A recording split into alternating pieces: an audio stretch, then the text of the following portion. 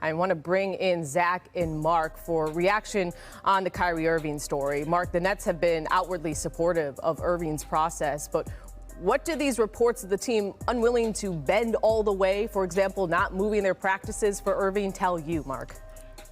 Well, what it tells me is that it's bigger than you. I remember when I covered the Denver Nuggets and Nick Van Exel, he convinced Antonio McDyess to sign this 6-year, $67 million deal in 1999. 2 years later, Van Exel asked for a trade, ends up getting a trade to Dallas in 2002, but McDyess is left behind. And ultimately, he ended up getting a trade too. And years later, I talked to Van Exel, and he said, you know what, one of my biggest regrets, if not the biggest in my career, is I convinced McDyess to sign, and then I asked to get out. And in the Kyrie situation, he convinced Durant to come there. He convinced Harden to come there. He convinced Steve Nash to come there. It's bigger than you. It affects more than you. It affects you from a medical standpoint with your teammates and with the league, and it affects your team. And these guys came there for you. So ultimately, I wonder down the line, will he have these same regrets that my stance, and it's his prerogative to have his stance, but ultimately it's bigger than him, and it's really, really affecting this team that has the biggest championship aspirations. Zach, your thoughts? I mean, Erving could lose game checks approximately $380,000 for every home game he misses.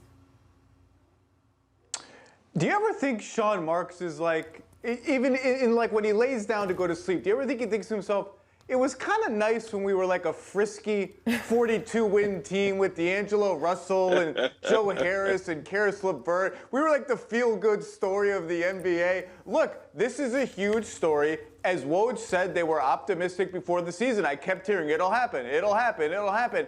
It hasn't happened. The idea of Kyrie Erving as a part-time player, an away game only player, an away game practice player. I mean, like, what are we even talking about? Is that tenable? I don't think the Nets have even had a conversation where they've concluded, is that tenable and is it not tenable?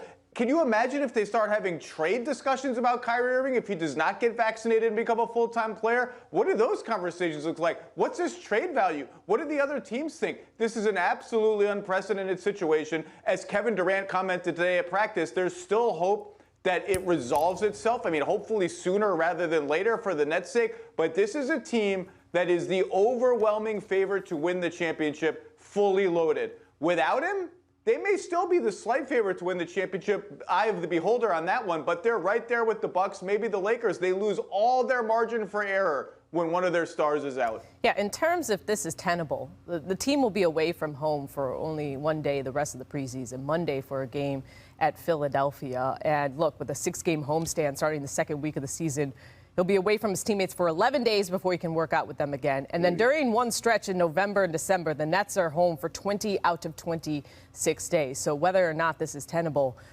is going to be an ongoing question.